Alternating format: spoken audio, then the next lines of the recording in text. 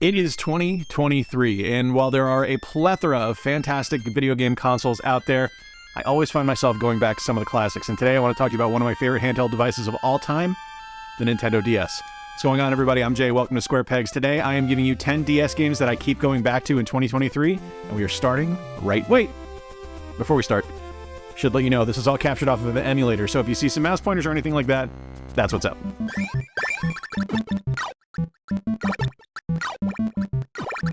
Up until the release of Tetris Effect on the PlayStation VR, Tetris DS is probably my actual favorite version of the game, even exceeding the original release on the Game Boy back in the late 80s.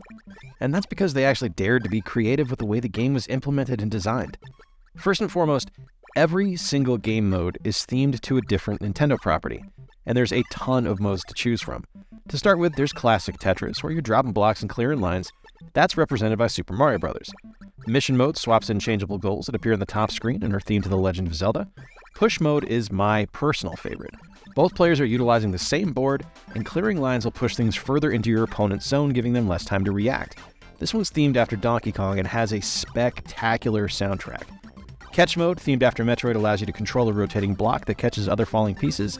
And puzzle mode is themed to Yoshi's Cookie and gives you limited pieces that you will need to use to clear out the game.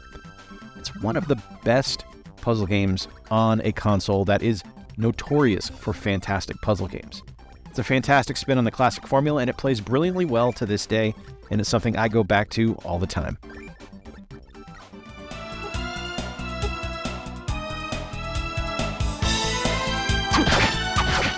Man, we really got spoiled by Konami starting with Symphony of the Night, didn't we? Because there was just like this string of incredible Castlevania games, and one of my favorites is this guy right here, Castlevania Dawn of Sorrow. This is the sequel to Aria of Sorrow, and it takes a lot from that original game, but it pluses it and perfects it and makes it so much more better and so much more fun. And it does some really creative stuff with this game. So you have the classic kind of Symphony of the Night style gameplay where you're collecting abilities and you're collecting weapons and equipment and magic and stuff like that. That really makes it feel like you're more involved in the game and actually involved in the development of your character. But one of the things I really appreciate about this one is that it actively incorporates the touchscreen by having the magic seal system. Now, is it necessary? No, probably not, but it does make the game feel a little bit more interactive. And when companies started getting into working on the DS and they really started to utilize things like the microphone and the touchscreen and things like that, you really saw some creative endeavors that were just absolutely magnificent. And Dawn of Sorrow is so high on the list to show just this amazing creative energy and style that Konami was known for at the time. This is one of the best Castlevania games made. I firmly believe that, and it's something that I just love going back to whenever I have the opportunity.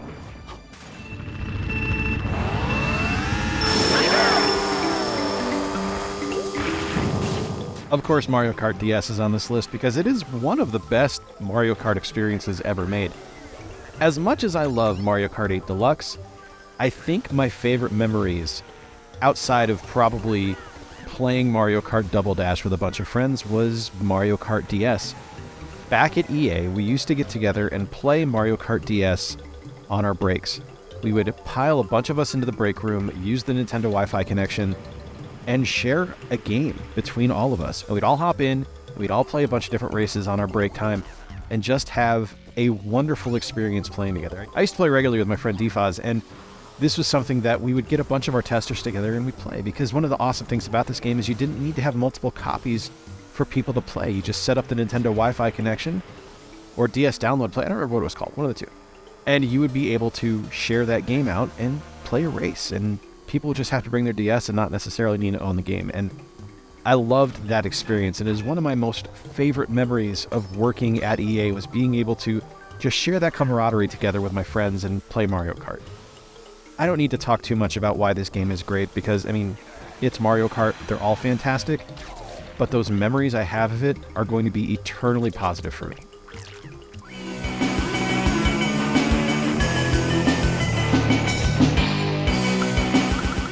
I'm so excited that we're getting the Advance Wars 1 and 2 reboot camp releasing soon, because I'm such a huge fan of this series, and that extends onto the DS. talking right now about Advance Wars Dual Strike. Now, you can't go wrong with either Advance Wars game on the DS. They're both fantastic, but talking about Dual Strike right now, mainly because I want to save some material for future iteration of this video, but it's a familiar format, right? Like, if you've played any Advance Wars game before, you've played this one, you have a basic understanding of what needs to happen here. You're moving your troops around the map, combating the forces of the enemy armies, and making sure that you're able to defeat them using your CO powers, using your different units and their abilities to make sure that you're positioning yourself correctly and using the right defensive strategies to make sure that you're not going to be defeated immediately. They're a fantastic title with a wonderful writing that often gets overlooked. Like, there's not a ton of storyline in these games, but the story that is there is really fun. It's really charming, and the characters are memorable and enjoyable. I love the Advance Wars series. They will probably always be featured on any video where I'm actually revisiting a console where something from the Advance Wars or the Battalion Wars series is in there, because each and every one of them is fantastic.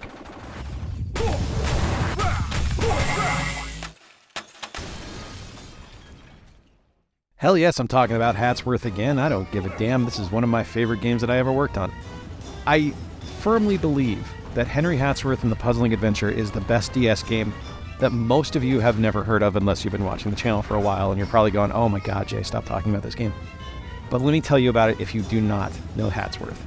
Hatsworth is a blend of both action platformer and puzzle game, where both screens are actively playing a different game at the same time, and you're going to have to hot swap between them in order to influence what is happening in the game. So as you play on the top screen and you're going through the platformer and you're defeating enemies, they're going to be sent to the bottom screen. And of course, as they start climbing on the screen, as that bottom screen is always moving, if you are not able to swap and match the blocks to get the enemies defeated on the bottom screen, they're going to come back up onto the top screen. Now, Hatsworth is hard enough as is, so having more enemies just show up unexpectedly when you're not paying attention to the puzzle aspect of the game is going to make things just overwhelming and just insanely hard. This is one of my favorite titles. It has one of the best soundtracks in gaming, period. Not just on the DS, but in gaming. The soundtrack is amazing, the style is fantastic, and it is just literally one of the best titles on the DS that everyone should take the time to play.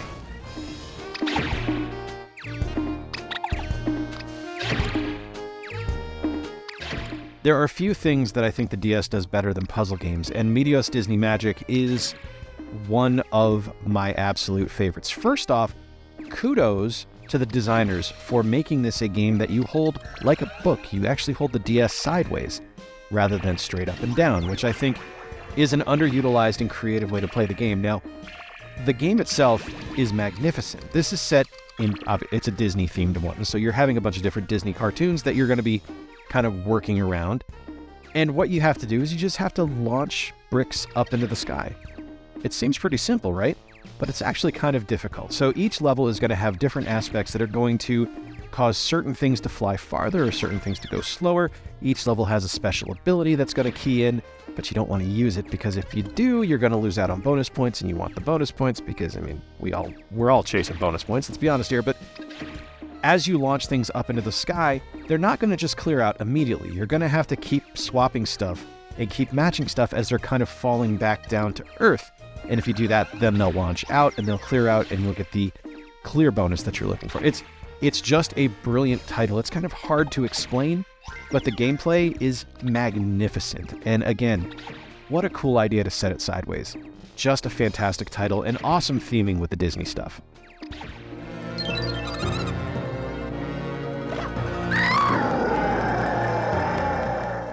Mario & Luigi Bowser's Inside Story is a continuation of the Mario & Luigi RPG series and is, I think, one of my favorite games on the console. Now, I understand that's kind of an obvious statement when I'm giving you a list of games I keep going back to, but I just think that this game is absolutely brilliant. The writing is just amazing. It is one of the funniest games that I've played while still having a magnificent gameplay aspect to it that doesn't just rely on the humor. There's a lot going on with what you have to do in the game.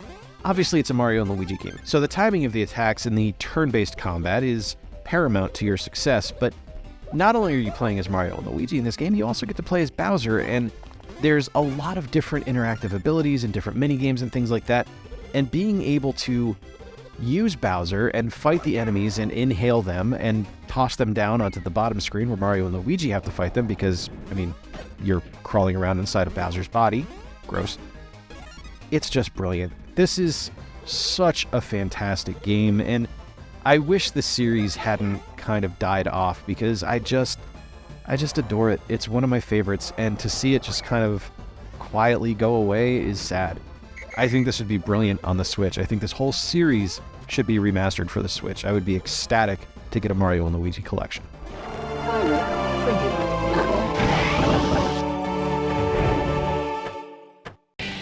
I know for a lot of folks on the DS, the Metroid game that they prefer is Metroid Prime Hunters, and I find no fault in that. But for me personally, Metroid Prime Pinball is the way to go. I am a sucker for video pinball games. I think they're a lot of fun, and I think Metroid Prime Pinball does some really creative stuff with the genre. So straight up, it plays pretty much like a standard video pinball game. Your flippers are controlled by buttons or the D-pad. You launch Samus all over the map to try to take out anything that appears on screen or to go up ramps and things like that, but where it gets really creative is when it starts to incorporate heavy Metroid influences. So you have bombs as Samus that you're able to use, which can actually launch you up a little bit further on the play map. There are enemies that'll appear that you have to take out. There's missions in the game as you play.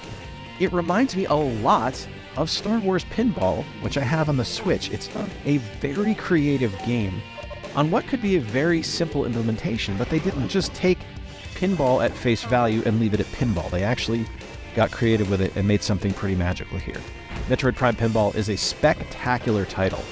It's not Metroid Prime Hunters, and again, I understand that if that is your preferred Metroid experience on the DS, I find no fault with that, but for me, if you're looking for something that really utilizes those two screens well on the DS and does something pretty creative with pinball as a genre, Metroid Prime Pinball is the way to go.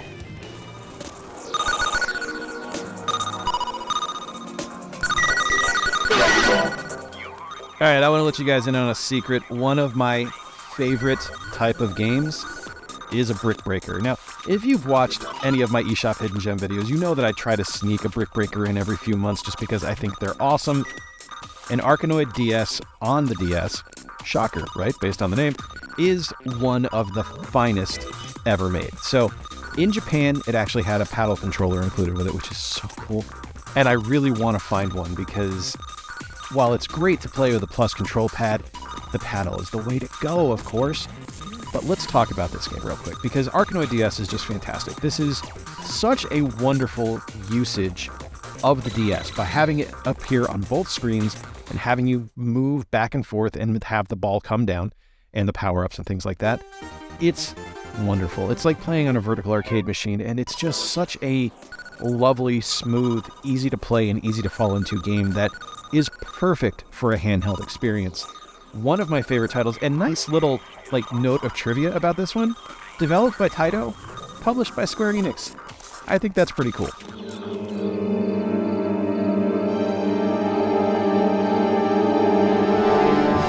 Little known fact about Jay, since I don't do a lot of talk about the PC on this channel, but the Heroes of Might and Magic series is in the top 10 all time for me as far as favorite series go. I think it is one of the best video game series ever made, a wonderful mix of exploration and tactical strategy, and I'm just a sucker for anything with the Might and Magic name on it, including the original Might and Magic games. Those are also great, but on the DS, Might and Magic Clash of Heroes is so creative and so incredibly well made that I have to call it out here. So this is equal parts a classic Might and Magic game with exploration and deep character interactions, as well as a really clever match 3 that is going to have you lining characters up on the screen to either attack or defend. And when you line characters up side by side, 3 in a row, they're going to create a wall, and the wall is going to get more powerful every turn that it's not interacted with. And if you line up 3 characters top to bottom, like in a column, they're going to attack the enemy or attack enemy forces that are in the playfield. It's such a creative game, and it does incredible things with what could be a very, very simple genre of being a match 3 game, but instead you get this kind of clever, almost quasi-tower defense system that incorporates match 3 mechanics. It's just a fantastic game. There's just something about the Nintendo DS that is so ridiculously appealing to me, whether it's the fantastic games that released for it, that it was backwards compatible with all Game Boy games. It's just a fantastic device, and it is built to last. This thing does not break down. Let me know in the comments down below what your favorite DS games are. I would love to hear from you. If you're in Milwaukee this coming week, I will be hosting a panel at noon on the bonus stage talking about my time in the industry. That is right, live Tales from an Industry Nobody. Until next time, remember to play more games, stay square, and take care. I'll talk to you soon.